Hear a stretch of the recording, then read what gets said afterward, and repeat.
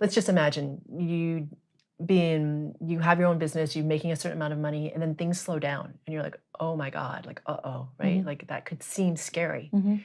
But then if you have a certain, like you said, of creation, manifestation, maturity, and you're trying to create, manifest, but nothing's coming in, there's that level of surrender, like, okay, something else is coming. I don't know what it is, yes, but I trust that it's coming. Yeah.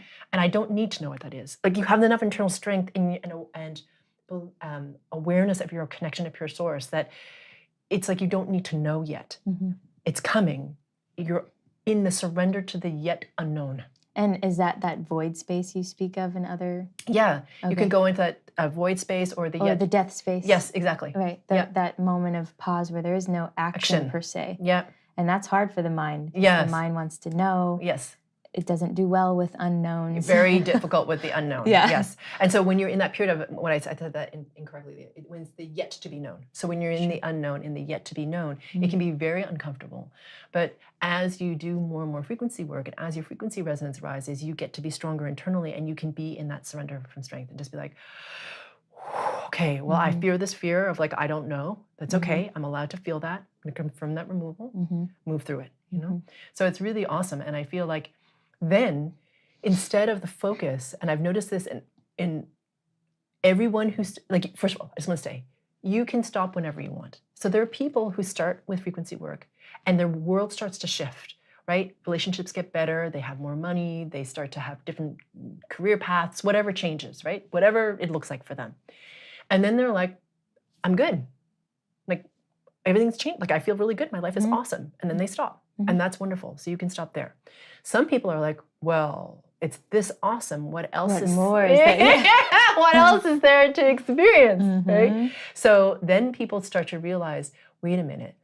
It's not so much about this physical stuff, which is awesome, but it really is about awakening.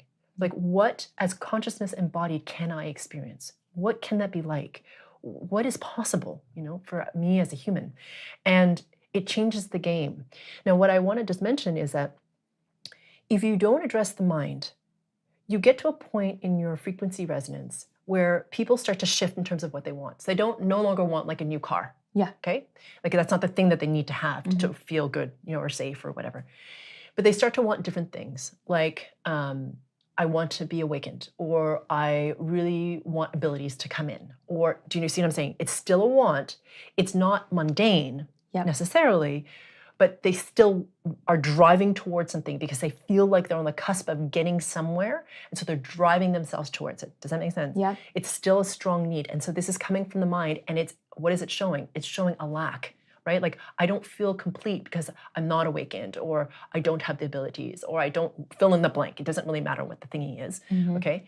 So therefore their mind is driving them. So they're using frequency work to try to get somewhere that their mind thinks they need to go or need to have. Exactly, to be complete.